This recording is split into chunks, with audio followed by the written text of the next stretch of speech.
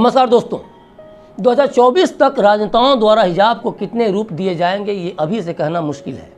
अब कर्नाटक को ही देख लीजिए। अब फैसला किया गया है कि कर्नाटक एग्जामिनेशंस अथॉरिटी यानी KEA द्वारा राज्य में विभिन्न भर्तियों के लिए ली जाने वाली परीक्षाओं में हिजाब की अनुमति होगी।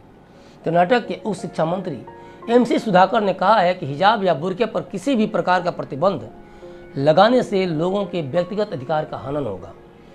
जानकारी के लिए बता दूं कि कर्नाटक में मई 2023 में कांग्रेस की जीत हुई थी और सरकार बदलने के बाद सिद्धारमैया मुख्यमंत्री बने थे। भाजपा सरकार के समय भी कर्नाटक में स्कूल कॉलेजों में बुर्का पहनने की अनुमति को लेकर उपद्रव हुआ था और इस्लामी कट्टरपंथियों ने जमकर प्रदर्शन किया था। वे यूनिफॉर्म को धत्ता बताकर बुर्के में कक्षाओं में बैठने की अनुमति चाहते थे। अब KEA ने कहा है कि हिजाब वाली छात्राएं परीक्षा केंद्र पर तय समय से 1 घंटे पहले पहुंच जाएं ताकि उनकी अच्छी तरह जांच की जा सके।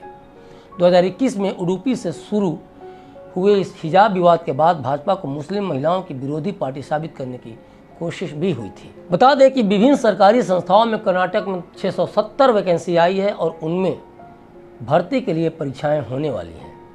28-29 अक्टूबर 2023 को इसके लिए परीक्षाएं आयोजित की जाएंगी। वहीं पुरुष अभ्यर्थियों को हाफ स्लीव वाले शर्ट और प्लेन ट्राउजर पहनने के लिए कहा गया है।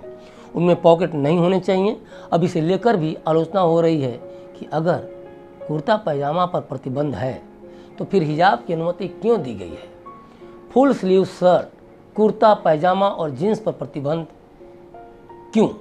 हालांकि हिजाबी छात्राओं के लिए भी कुछ दिशा निर्देश तय किए गए हैं। जानकारी के लिए बता दूं कि हिजाब विवाद अक्टूबर 2021 में शुरू हुआ जब एक PU कॉलेज की कुछ छात्राओं ने हिजाब पहनने की मांग शुरू की।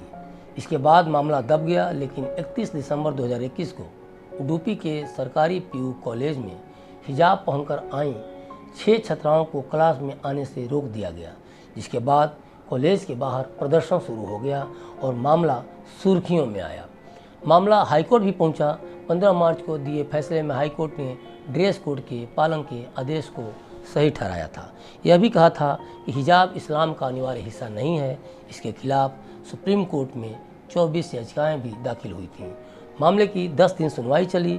उस दौरान हिजाब समर्थकों की दलील मुख्य रूप से धार्मिक स्वतंत्रता और व्यक्तिगत पसंद पर केंद्रित रही।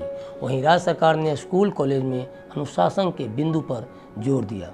हिजाब का समर्थन कर रहे याचिकाकर्ताओं की तरफ से वकीलों ने बहस के दौरान कहा था कि अगर हिजाब को एक धार्मिक फर्ज की तरह मानते हुए लड़कियां यूनिफॉर्म के रंग का स्कार्फ अपने सर पर रखती हैं तो इससे किसी भी दूसरे छात्र का कोई अधिकार प्रभावित नहीं होता है।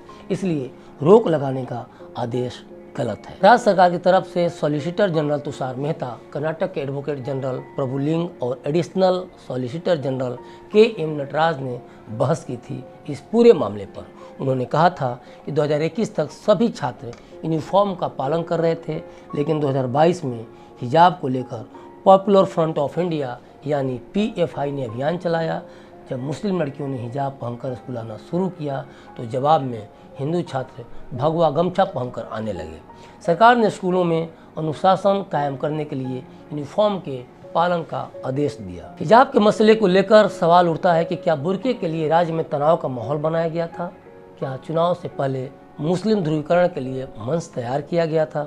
2024 का आम चुनाव सिर पर है।